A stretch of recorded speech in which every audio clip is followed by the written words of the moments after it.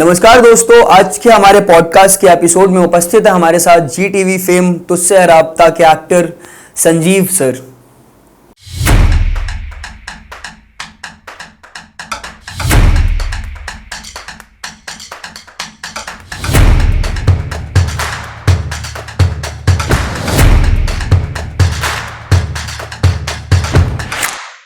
Sir कैसे हैं आप? बढ़िया हूँ, बहुत बढ़िया हूँ।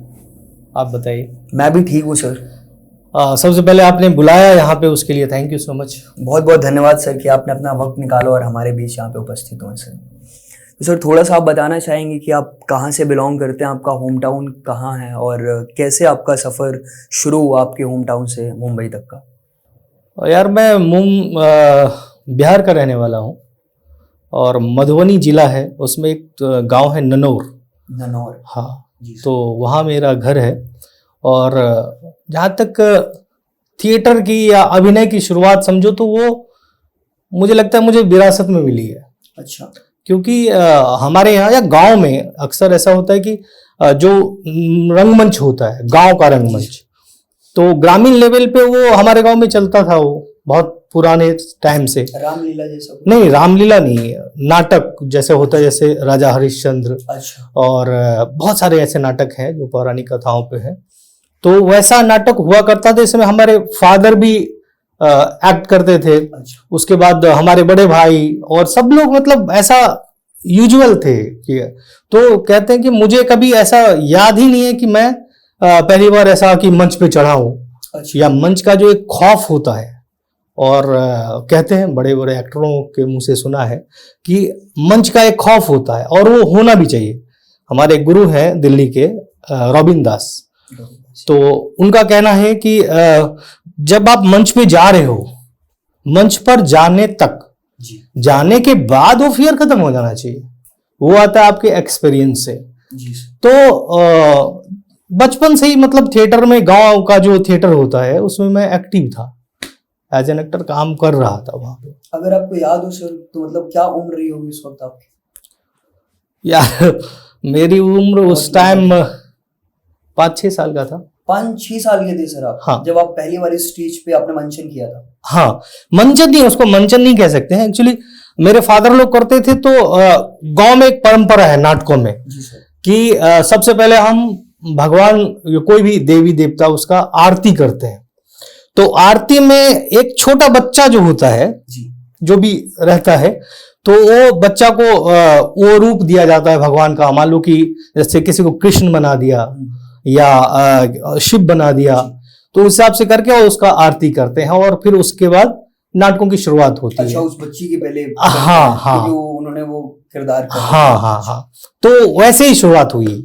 तो वही उसी से शुरुआत हुई, फिर धीरे धीरे मैं करने लगा, फिर छोटा छोटा मुझे कैरेक्टर मिलने लगा, फिर बड़ा रोल भी मिलने लगा वहां पे। गांव में हाँ।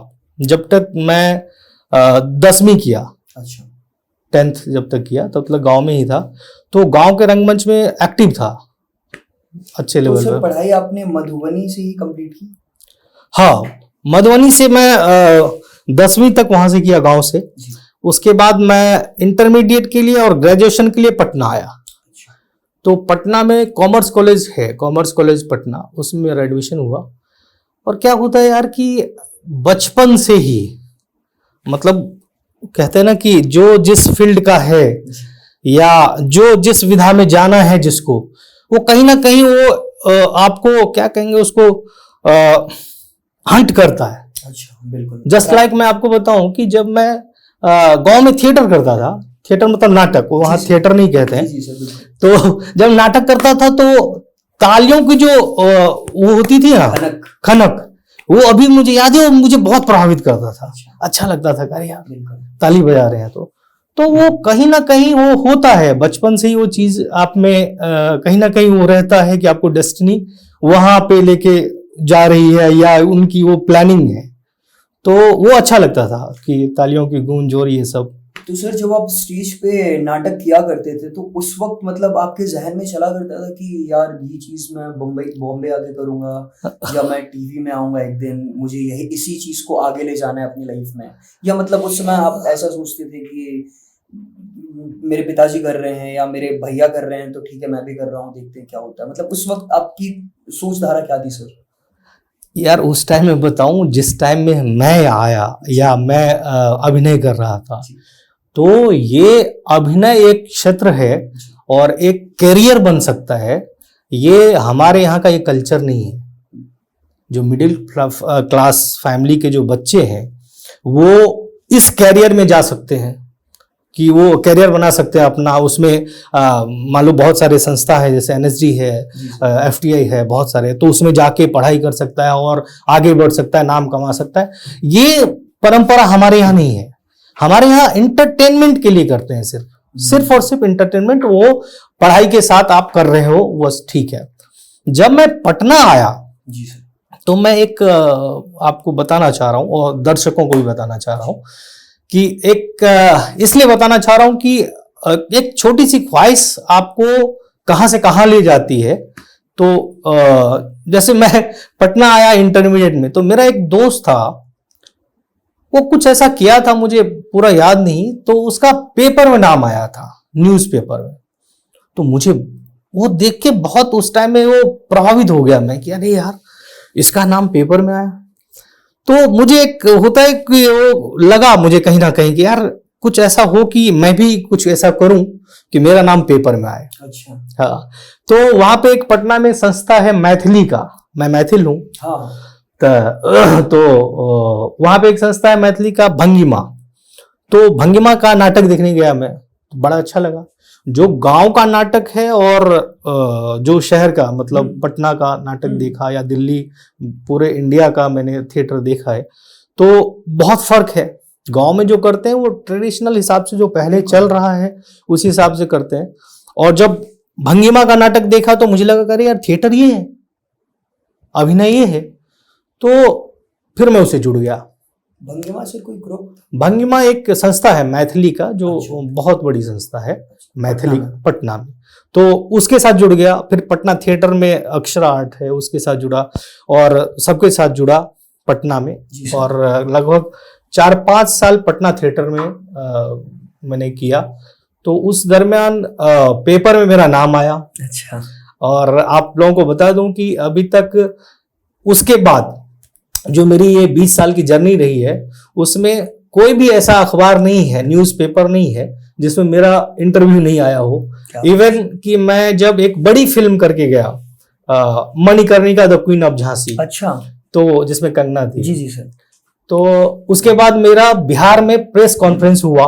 बिल्कुल बजाबते प्रेस कॉन्फ्रेंस हुआ और बड़ा अच्छा लगता है यार एज एन एक्टर, जब आप मतलब कोई भी आपके काम को अप्रिशिएट करता है ना, क्योंकि आप इतना कुछ झेल के, मिडिल क्लास फैमिली से हम लोग बिलोंग करते हैं, तो जहां सोचना भी पाप समझते हैं, वहां आप मेहनत करके बहुत कुछ झेल के जब वो चीजें आपको मिलती है ना, तो वो बहुत आपको कहते हैं ना कि एकदम उत्साह से भर देता है। बिल्कुल सर। तो ये यहाँ तक रहा कि वो सारे न्यूज़पेपर में जो मेरा था कि मेरा नाम आए, वहां से लेके मेरा प्रेस कॉन्फ्रेंस हुआ। और तो अच्छा लगता है यार कि चलो आप कुछ काम कर रहे हो तो लोग अप्रिशिएट कर रहे हैं, लोग अच्छा लग रहा है। सर आपने अपने मित्र का जिक्र किया कि जिनका पेपर में नाम आया हुआ था उनसे आप थोड़ा सा इन्फ्लुएंस हुए कि अरे यार मेरा भी पेपर में नाम आना चाहिए, तो उनका किस वजह से पेपर में नाम आया था सर?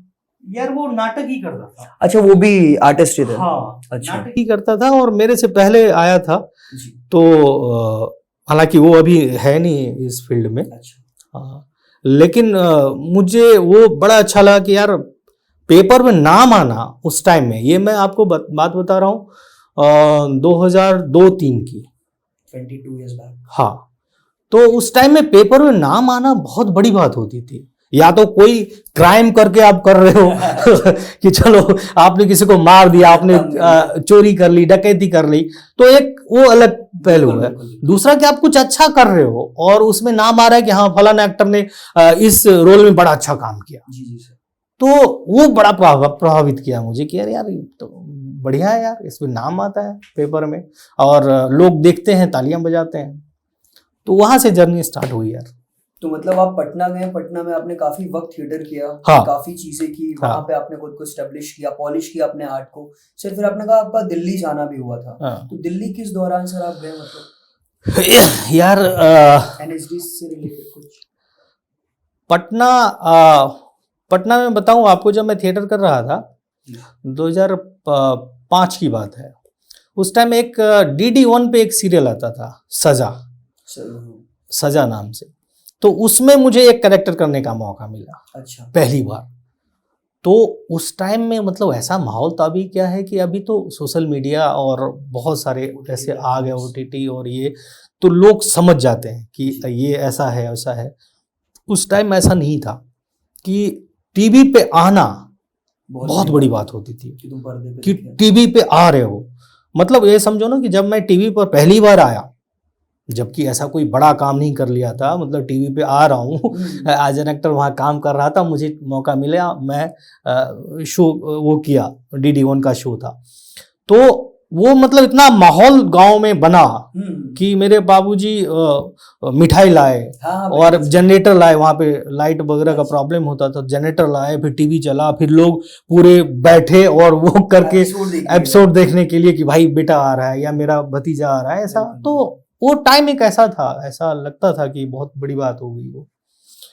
उसके बाद दिल्ली रुक गया। पटना के बाद अपने वहां पे अपने ग्रेजुएशन भी कंप्लीट किया? हाँ, कॉमर्स से। जी सर। फिर आप दिल्ली गए? फिर दिल्ली चला गया, दिल्ली आया। देखो क्या होता है, उसके बाद चीजें थोड़ी बहुत समझ में आने लगी कि क्या है थिएटर। लेकिन वो रीजनल था, मैथिली जो मेरा लैंग्वेज है वो। तो उसके बाद मुझे लगा कि यदि इस फील्ड में मुझे कुछ करना है, एज एन एक्टर मुझे कुछ करना है, तो कोई भी फील्ड हो, चाहे आप एक डॉक्टर को ले लो या इंजीनियर ले लो या कोई भी जो भी पेशा है, उसमें जब तक आपको कोई शिक्षण नहीं होगा, आप पढ़ोगे नहीं उस चीज़ को, तो समझ नहीं पाओगे उस चीज़ को। तो मैंने कहा यार एक्टिंग भी तो, और जब मैं वहाँ गया तो मुझे पता चला कि इतना विशाल इसका फील्ड है कि नाट्य शास्त्र और ये वो, इतना मतलब बहुत बड़ी चीज़ है ये, इसकी पढ़ाई बहुत बड़ी है। जो लोग नहीं समझते हैं कि उनको लगता है कि हाँ सीधा एक्ट करना है, नाटक में आ जाना है, हो गया, नाटक ही तो करना है। बट ये बहुत मतलब इसका आप कहते हैं कि भरत मुनि पंचम वेद की संज्ञा दी है उसको, क्या कहते हैं, नाट्य शास्त्र को, तो पूरा ग्रंथ है वो। तो फिर धीरे धीरे इंटरेस्ट होता गया, तो फिर मुझे लगा कि चलो यार कुछ सीखते हैं। तो सीखने का मुझे लगता है कि सबसे जो बेहतरीन जगह है थिएटर के लिए, मुझे जितनी समझ है, तो वो दिल्ली है। तो मैं दिल्ली आ गया। फिर दिल्ली थिएटर में बहुत काम किया। हमारे गुरु हैं रॉबिन दास, VK शर्मा, उसके बाद अरविंद गौर साहब के साथ काम किया मैंने, और बहुत सारे गुरु हैं, उतना याद नहीं है मुझे। तो वहाँ पे जाके मैंने NSD का ट्राई किया, तो NSD में फाइनली मेरा हो नहीं पाया उस साल। तो मैं उसके बाद मंडी चला गया, मंडी स्कूल ऑफ ड्रामा। ये मैं 2006 की बात कर रहा हूँ। तो मंडी स्कूल ड्रामा से वहाँ से पास आउट हुआ। पास आउट होने के बाद बहुत सारे ऐसे थे हमारे मित्र और साथ वाले जो सीधा मुंबई आ गए कि मैं ट्रेंड हो गया। और मेरा अपना थोड़ा सा अलग सोच का आदमी हूँ, मुझे लगा कि मैंने सीखा है तो अब मुझे पता ही नहीं क्या सीखा है। तो मैंने कहा दिल्ली थिएटर में जाके देखता हूँ कि मैंने क्या सीखा है। तो फिर मैं दिल्ली थिएटर में वापस आया और वहाँ पे करीबन 4 साल काम किया दिल्ली थिएटर में, और बहुत बड़े बड़े प्लेस किए वहाँ पे, जिसमें एक पेयर गिंट है जिसमें रॉबिन दास का डिजाइन किया हुआ है और VK शर्मा डायरेक्टर थे। वो इब्सन एक राइटर है नॉर्वे के, तो उनकी कहानियों पे है पेयर गिंट। तो पेयर गिंट में मैं ट्रॉल किंग बनता था, बहुत बड़ा कैरेक्टर है। अभी भी जब NSD में जाओगे, लोन में आप जाओगे NSD में, तो जब एंटर करोगे तो बहुत बड़े बड़े कलाकार जैसे मनोज बाजपेयी साहब, ओमपुरी साहब, आशीष विद्यार्थी, इन सब का फोटो नाटकों का लगा हुआ है। तो उसमें मेरा भी सौभाग्यवश मेरा भी एक फोटो लगा हुआ है उसमें। तो वो अच्छा लगता है वो कि सर दिल्ली आने से पहले आप एक एपिसोड टीवी का कर चुके थे कुछ नेशनल पे। हाँ, तो सर आपके घर वालों का क्या रिएक्शन था, मतलब आपके पिताजी का, माताजी का, कि उन्हें वो उस वक्त क्या सोच रही थी कि जब आप, ऑब्वियसली पता तो चला ही होगा कि बेटा हमारा दिल्ली भी जा रहा है, तो उनको उस वक्त ये पता था कि दिल्ली आप आर्ट से रिलेटेड काम करने ही चाह रहे हो, या आपने कुछ बताया हुआ था घर पे कि मैं जॉब लग गई? नहीं यार, क्या है कि मेरे बड़े भाई जो है, और मैं भी कॉमर्स बैकग्राउंड से हूँ, मेरे बड़े भाई सीएस है, कंपनी सेक्रेटरी, तो मैं भी कॉमर्स रखा, ग्रेजुएशन किया, और घर वाले और फादर वही समझते थे कि ये भी सीएस करेगा, भाई के साथ कर रहा है, फिर ग्रेजुएशन के बाद करेगा, बट मेरा मन नहीं लगता था। आपका मन पूरा मेरा मन नहीं लगता था, मेरा मन इधर लगता था। तो भाई मेरे सपोर्टिव थे और हमेशा है, अभी भी हैं। बड़े भाई मतलब समझो कि मैं एज ए फादर ही मानता हूँ उनको। राज ठाकुर, अभी वो सीएस हैं, बजाज फाइनेंस में है। तो मैं उनके साथ ही था और उनका भी सपोर्ट रहा। तो जब मुझे मंडी जाना था, मतलब प्रॉपर एक इंस्टीट्यूट में सीखने के लिए, जहाँ हमारे जितने भी मित्र थे या आसपास वाले लोग, वो कोई एमबीए कर रहा है, कोई एमसीए कर रहा है, कोई ऐसा कर रहा है जिससे उसको जॉब मिल जाएगी, और मैं ऐसे फील्ड में जा रहा हूँ जिसमें ना जॉब है ना कुछ है, क्या कर रहा हूँ किसी को पता ही नहीं। तो मैं, अब मुझे ये लग रहा था, उसमें क्या था, उस टाइम में गवर्नमेंट पैसे तो देते थे, लेकिन सब्सिडी देते थे, लेकिन हमें भी पे करना होता था। गवर्नमेंट पैसे क्यों देता था सर? नहीं, गवर्नमेंट सब्सिडी देता था, हिमाचल गवर्नमेंट, कि मान लो कि आप एक स्टूडेंट पे 1 लाख रुपया खर्च हो रहा है, अच्छा, तो 1 लाख आपको नहीं दे रहा है, आपको 25,000 ही देना है, अच्छा, बट 25,000 देना तो है। तो अब उस टाइम मुझे बोलना पड़ा घर वालों को कि ऐसा ऐसा मैं जाना चाहता हूँ, और मेरा एडमिशन हो गया, इंटरव्यू। तो उस टाइम में थोड़ा बहुत हुआ कि सब, वो एमबीए कर रहा है, वो एमसीए कर रहा है, वो ये कर रहा है, उसको नौकरी मिल जाएगी, तुम्हें क्या मिलेगा। और वो एक टाइम था यार कि लगता है था कि यार कर लेंगे, ठीक है, करते ही इतने लोग। और उस टाइम में क्या होता था कि अभी के दौर की तरह नहीं था कि पॉडकास्ट है या इंटरव्यू है, ये है। हम लोग, मुझे याद है, बचपन की बात बता रहा हूँ आपको, कि हम जब अखबार में संडे को आता था, बड़े बड़े एक्टरों का, जो थिएटर और इस बैकग्राउंड के लोग हैं, उनका इंटरव्यू आता था पेपर में, तो हम काट के रखते थे। अच्छा, अब समझ लो हमारी जर्नी वहां से शुरू हुई।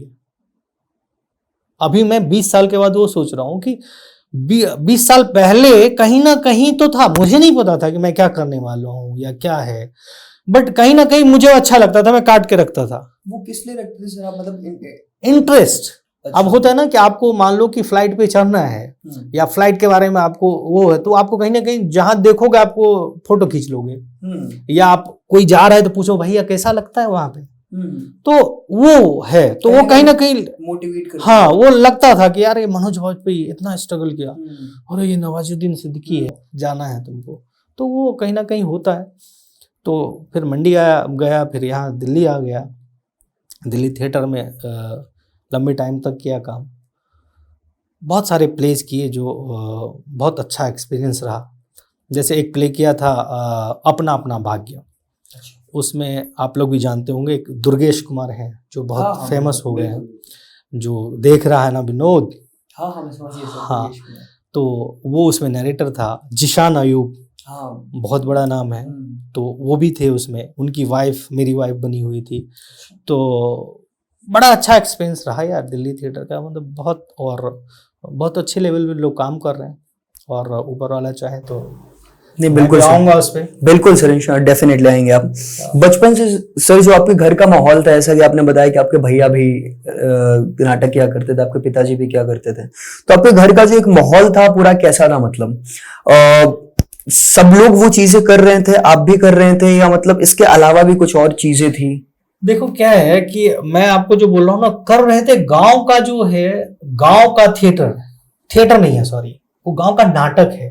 तो वो मतलब ऐसे होता रहेगा कि 6 महीने में एक बार? देखो उसमें क्या होता है, देखो मैं आपको बताऊं, उस टाइम में क्या होता था कि इंटरटेनमेंट का अपने पास साधन नहीं था, समाज में इंटरटेनमेंट का साधन नहीं था। तो इंटरटेनमेंट के लिए गांव के ही लोग आपस में नाटकों का मंचन करते थे, उसमें डांस भी होता था, नाच भी हो रहा है, ये भी हो रहा है, तो एक मनोरंजन का साधन था वो, ठीक है। तो उसको उसी लिहाज से देखा जाता था कि ठीक है, आप मान लो कि दुर्गा पूजा आ गया, जैसे दुर्गा पूजा हमारे यहाँ नवरात्र होता है, तो दुर्गा पूजा आ गया या सरस्वती पूजा आने वाला है, तो सरस्वती पूजा है तो उसमें हम नाटक करेंगे। अपना अपना किरदार। हाँ, तो उसमें उसका मकसद वही होता था कि पूजा है, हम नाटक करेंगे, हो गया, बात खत्म। उससे आगे नहीं कि उसमें करियर बनाना है या हम बड़े एक्टर हो गए, ऐसा कुछ था ही नहीं। मतलब गांव में नाटक हो रहा है तो उसमें हम भाग ले रहे हैं, मजा आ रहा है लोगों को, तो वो अच्छा लग रहा था बस। उस वक्त सर ये डिसाइड कौन करता था, मतलब ऑब्वियसली एक स्टेज पे कुछ आर्टिस्ट तो रहते होंगे 7-8 या 6-7, तो डिसाइड कौन करता था सर उस टाइम पे कि आप ये किरदार निभाएंगे, आप ये करेंगे नाटक में? उसका तो डायरेक्टर होता था ना, उसके डायरेक्टर होते थे, बजाते रिहर्सल होता था गांव के में लोगों में से कोई एक? अच्छा, हम लोग 3-3 महीना रिहर्सल करते थे। अच्छा, बहुत टफ चीज है वो भी, गांव का नाटक बिल्कुल, मतलब बिल्कुल बहुत टफ चीज है। आप रात में, हमें याद है कि दुर्गा पूजा जब होता है तो उससे पहले 3 महीना पहले हम लोग रिहर्सल रात भर करते थे, रात भर। जबकि गांव के नाटकों में क्या है होता था कि गांव के नाटक में प्रॉम्प्ट होता था। अच्छा, प्रॉम्प्ट मतलब पीछे से बोलते थे और आपको जो बोलना है, लेकिन फिर भी रियाज करना पड़ता था। वही फर्क मैंने देखा इंस्टेंट की, जब मैं दिल्ली थिएटर में आया, पटना में आया, तो मैंने देखा यार प्रॉम्प्ट तो हो ही नहीं रहा। हर एक्टर जो है खुद ही बोल रहा है। अच्छा, तो मुझे डर गया। मैं पहले मैंने कहा यार ये कैसे होगा, सब याद ही करना पड़ेगा, इतनी बड़ी बड़ी लाइन, इतनी बड़ी लाइनें और याद करना है पूरा, बट हो जाता है। मतलब आप जब लंबे टाइम तक एक चीज का अभ्यास करते हो तो वो चीजें हो जाती है। मुंबई का रुख किस तरीके से किया और कब किया, किस साल में सर? दिल्ली से मुंबई में 2009 में आया। 2009 में? हाँ, 2009 में आया और 2008 की शायद 8 में ही शायद मुझे एक फिल्म मिली थी यार, वहाँ पे दिल्ली 6 बन रही थी, जिसमें अभिषेक बच्चन थे, राकेश ओम प्रकाश मेहरा जी डायरेक्टर थे। अच्छा, तो उसमें मुझे काम करने का मौका मिला पहली बार, और पहली बार मैंने देखा कि एक दिन का आर्टिस्ट को इतना पेमेंट मिलता है। उससे पहले हम लोग जब थिएटर करते थे दिल्ली में या कहीं भी इंडिया में, थिएटर में पैसा नहीं है। थिएटर आप करोगे तो उससे सरवाइव नहीं कर सकते आप, बहुत मुश्किल होता है। तो वो पहली बार मैंने देखा कि यार एक दिन काम करने पे इतना पैसा मिलता है, और अभिषेक बच्चन साथ में है और उनके साथ मैं काम कर रहा हूँ। बच्चन साहब का नाम सुना हुआ था और अभिषेक बच्चन के साथ काम कर रहा हूँ और इतना पैसा मिल रहा है, सब कुछ सुविधाएं मिल रही हैं। तो मैं 2009 में फिर मुंबई आ गया। मुंबई जब आया तो उस टाइम उतना मतलब यहाँ का जो दिल्ली थिएटर है और फिल्म इंडस्ट्री है, बहुत फर्क है उसमें, बहुत फर्क है यहाँ पे। जब यहाँ पे आया तो 4-5 साल तो यार मैं बताऊँ आपको, 4-5 साल तो इस चीज में लग जाता है सच में कि आप को काम कैसे करना है, कहाँ करना है, कैसे काम मिलेगा, ये सब चीजें इसमें आपको 4-5 साल निकल जाता है। लेकिन लकीली मैं जब आया, जिस टाइम मैं मुंबई आया था उस टाइम एक फिल्म बन रही थी माओ, जिसमें नाना पाटेकर साहब से, और उसमें मुझे पुलिस वाले का कैरेक्टर मिला था और बड़ा अच्छा कैरेक्टर था। और नाना पाटेकर जो हमारे बहुत फेवरेट है, मैं बहुत मानता हूँ उनको और दुनिया मानती है उनको कि बहुत बड़े एक्टर और बहुत बड़े अच्छे इंसान है। तो उनके साथ काम करने का मुझे मौका मिला पहली बार, और मुंबई आया ही था मैं, तो बड़ा खुश था मैं। 2009 की बात है? 2009 की बात है। तो वो यार इत्तेफाक से क्या हो कि आधी फिल्म बनने के बाद वो फिल्म बन नहीं पाई। अच्छा, हाँ, थोड़ा सा वो विवादित था कुछ ऐसा, मुझे उतना पता नहीं, लेकिन जिस टाइम कास्ट किया गया था उन्होंने बताया कि वो बैंडेड क्वीन और सब टाइप की जोनर की फिल्म, अच्छा, और अच्छे लेवल की फिल्म है। बट पता नहीं क्या बहुत सारी चीजें होती है। अब मुझे 15 साल के बाद पता चला कि एक फिल्म बनाना एक बच्चे को जन्म देने जैसा है, तो बहुत सारी चीजें होती है, तो वो फिल्म बन नहीं पाई। उसके बाद यहाँ मुंबई का स्ट्रगल ये सब सारा शुरू हुआ। सर फाइनेंशियली आपका मतलब कैसा था स्टार्टिंग से चीज़ है? यार फाइनेंशियली तो हम लोग मिडिल क्लास लोग हैं, तो फाइनेंशियली तो कमजोर ही थे, और जैसे बहुत कुछ झेला है उस दरमियान, बहुत कुछ झेला है।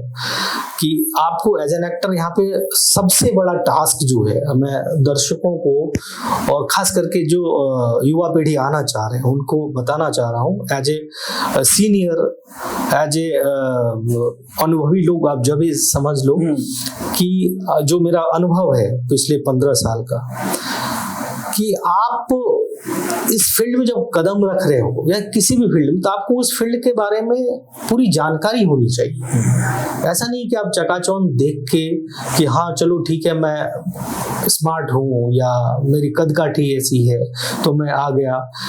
आओ, अच्छी बात है, आओ, यहाँ सबके लिए जगह है, आओ, बट आप सब हर पहलू को देखो कि यहाँ पे जो आप बड़े बड़े एक्टरों का इंटरव्यू आप देख के आओ, आप देखो कि उन्होंने अभी 17 साल की नहीं, किसी ने लगाया, किसी ने 20 साल लगाया, तो आप सिर्फ एक झटके में बोल देते हो कि 17 साल के बाद नवाज भाई को कामयाबी मिली, लेकिन 17 साल,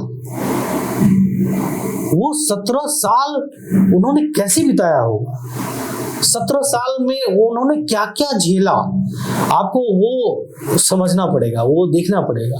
तो वैसा ही यार हमारी भी जर्नी रही है, तो उसमें बहुत कुछ झेला है, बहुत कुछ वो किया है। मुझे लगता है कि सबसे बड़ा जो टास्क है मुंबई में, जो फिल्मी बैकग्राउंड से नहीं है और यहाँ अपने आप को मतलब एक कामयाब एक्टर या एक्टिंग में जोन में रखना है, तो सबसे बड़ा टास्क होता है कि आपको यहाँ पे रहना है, टिकना है। तो ये इस पे बहुत मतलब बहुत तकलीफें आती है, बहुत कुछ झेलना पड़ता है, आपको वो जज्बा, ये हौसला रखना पड़ेगा कि आपको कुछ भी हो हमें यहाँ टिकना है, हमें रहना है, और रहना है, जो टिक गया वो आज न कल वो कामयाब होगा ही। सर आपकी लाइफ का वो ऐसा कौन सा ब्रेक था कि जो आपको लगा कि हाँ इस प्रोजेक्ट को करने के बाद मेरी बहुत सारी चीजें ठीक हो गई हैं, मतलब चाहे वो मैं इन टर्म्स ऑफ फाइनेंशियल बोलूं कि हाँ मैंने ये प्रोजेक्ट किया, इस प्रोजेक्ट के बाद मेरी गाड़ी निकल गई, मुझे अच्छे काम मिलने लगे और कहीं ना कहीं मैं एक स्टेबल हो गया हूँ चीजों को लेके, तो अब मेरी जो बेसिक जरूरतें हैं वो सारी चीजें मैं खुद से और कर सकता हूँ। आपका जो सवाल है ये बहुत बड़ा सवाल है, एक्टरों के लिए बहुत बड़ा सवाल है कि आप इस फील्ड में कामयाब हो गए, ये चीज आप कैसे समझो, इस चीज का जो तय करोगे आप, वो आप नहीं कर सकते, ये आपको सोसाइटी, समाज यही तय करता है कि हाँ चलो ठीक है आप जो है एक्टर बन गए, तो ये आप खुद से नहीं कर सकते। वैसे आपका जो मैं जितना समझ पा रहा हूँ, आप जो पूछना चाह रहे हो, तो वो चीजें मुझे मिली, मैं जी टीवी का जो शो कर रहा था तुझसे है राब्ता, तो वो मैं लगातार 920 एपिसोड किया। अच्छा, हाँ, 3 साढ़े 3 तो उसमें क्या होता है कि उसमें आप जब टीवी पे रेगुलर आते हो तो एक चेहरा बन जाता है कि लोग समझने लगते हैं। मैं अब कभी उसके बाद राब्ता के बाद जब मैं कहीं जाता था तो बोलते थे अरे पवार साहब, और जब तो कैरेक्टर ऐसा हिट हो गया था, इतना लोग पसंद करते थे कि अरे पवार साहब, तो वो फोटो खिंचवा लेते थे। और क्या होता है कि आप फोटो खिंचवाना एक एक्टरों के लिए बहुत बड़ी बात, बिल्कुल ठीक है ना, क्योंकि हमारा जो 15 साल 17 साल हमने जो झेला है, हमने जो किया है, उसका वो रिजल्ट है। बिल्कुल, आज जैसे गूगल पे सर्च करोगे मेरा नाम आ जाता है, बहुत बड़ी बात नहीं है ये, लेकिन मुझे बहुत अच्छा लगता है। बिल्कुल कि आज लाखों करोड़ों लोगों में हमने जो 15 साल 20 साल दिया है, तो हमारी पारिश्रमिक यही है, हमारा अवार्ड यही है। बिल्कुल, कि आज कहीं भी रहोगे मेरा नाम सर्च करोगे तो आ जाएगा। कहने का मतलब, जब आप एज एन एक्टर काम करते हो तो ये छोटी छोटी लोगों के लिए छोटी लगेगी, हमारे लिए बहुत बड़ी चीज होती है। बिल्कुल कि लोग आपको जान रहे हैं, तो वो चीजें मुझे राब्ता ने दी, तुझसे राब्ता ने दी। लोग पहचानने लगे, लोग जानने लगे कि हाँ ये एक्टर है और ये अच्छा करते हैं, लोग प्यार करते थे बहुत। वैसे उससे पहले मैंने एक फिल्म की थी उंगली, जो करण जौहर की थी, तो वो उसी दरमियान मुझे मिली थी, जिसमें संजय दत्त, इमरान हाशमी, रणदीप हुड्डा ये लोग थे। मैं महेश मांजरेकर का राइट हैंड बना हुआ था। तो वो भी एक अच्छा कैरेक्टर था यार। और उसमें संजय दत्त के साथ मैंने, जो मेरे फेवरेट है उनके साथ मैंने काम किया। और एक फिल्म आई थी Manikarnika the queen of Jhansi, तो उसमें किशन सिंह बना की है। तो राबता के बाद, तुझसे राबता के बाद जो चीजें एज एन एक्टर मिलनी चाहिए मुझे मिली। लोग फोटो खिंचवा रहे हैं, ये कर रहे हैं, वो कर रहे हैं। उसके बाद जो एज एन एक्टर मिलना चाहिए मुझे, एक दंगल का शो मिला, अच्छा, जिसमें मेन निगेटिव था, ठीक है, मेरी मां विंध्यवासिनी। अच्छा, तो बड़ा अच्छा चल रहा था। मैं बिहार से हूँ और बिहार यूपी की कहानी थी, तो मुझे बहुत मजा आता था उसमें करने में। इत्तेफाक से क्या हुआ कि वो 1.5-2 महीने में ही शो बंद हो गया, ठीक है।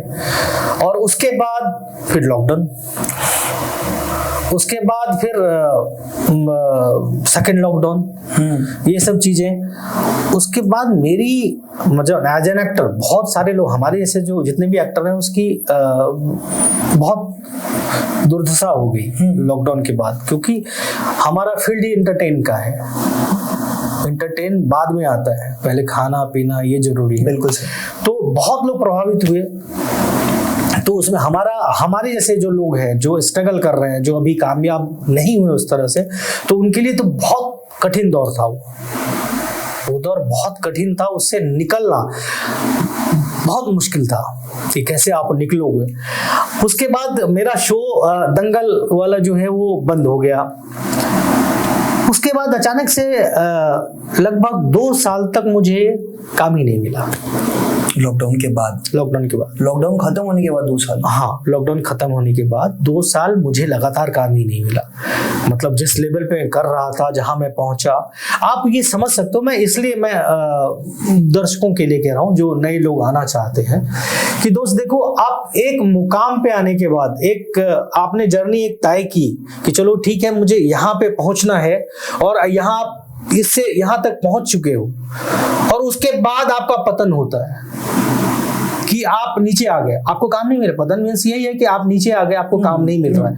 आपने सुना होगा कि बड़े बड़े एक्टरों, ना बच्चन साहब और ये बहुत सारा नाम है, कि बोलते हैं रोड पे आ गए।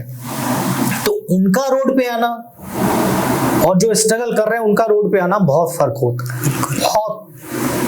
तो वो चीजें मैंने देखी कि अब 2 साल काम नहीं है, तो 2 साल काम नहीं है तो आप क्या करोगे? आपको आपकी मेंटल स्टेटस उस हिसाब से हो गई, आपके खर्चे, आपका परिवार और सारा कुछ उस लेवल पे है जो आपको करना ही है, और आपको काम नहीं मिल पा रहा है, तो आप क्या करोगे? फ्रस्ट्रेशन लाजमी है, फ्रस्ट्रेशन आएगा। आप उस टाइम में अपने आप को आप कैसे संभालते हो, और वो जो बुरा दिन है, जो बुरे दिन आपके आए हैं, उस बुरे दिन को आप अपने मेंटल हेल्थ को, अपने हेल्थ को संभालते हुए कैसे आप ले जाते हो, ये बहुत बड़ा टास्क है। और ये आपको ये उस चीज को मान के चलना पड़ेगा कि हो सकता है कि मेरे लाइफ में भी ऐसा कुछ आए।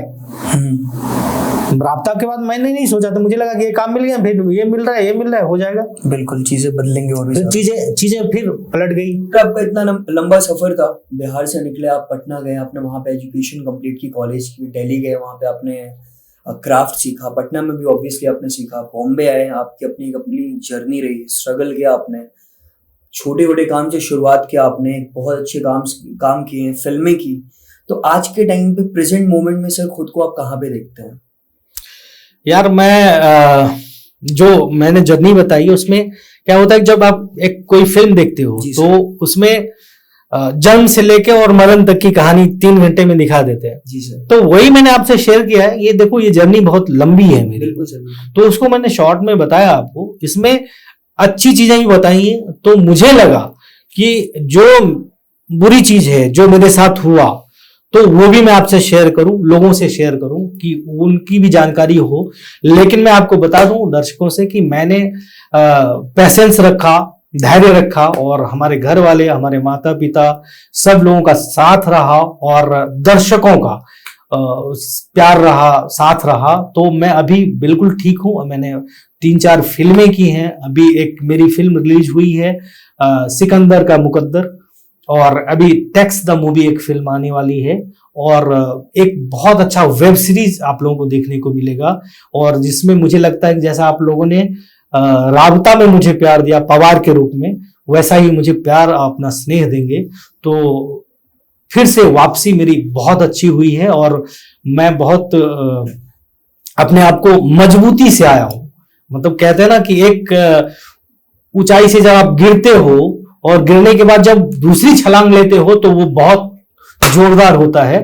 तो ये मुझे पूरा भरोसा है कि अभी जो नेक्स्ट जो मेरा रहेगा उसमें आप लोगों को बहुत अच्छा लगेगा और आप लोग उससे भी ज्यादा, राब्ता से भी ज्यादा मुझे प्यार मोहब्बत देंगे और मैं उसमें लगा हुआ हूं और बहुत जल्द वो रिलीज होने वाली है और आने वाली है। आप लोगों को बहुत अच्छा लगेगा। संजीव सर, बहुत बहुत धन्यवाद आपका कि आपने अपना कीमती समय निकाला और हमारे बीच में उपस्थित हुए। आपने बहुत सारी चीजें बताई अपनी जर्नी के बारे में। बहुत बहुत thank you so much sir, और बेस्ट विशेस आपके लिए कि जो भी आपके अपकमिंग प्रोजेक्ट हैं बहुत अच्छे हो सर। थैंक यू भाई, thank you so much. Thank you sir.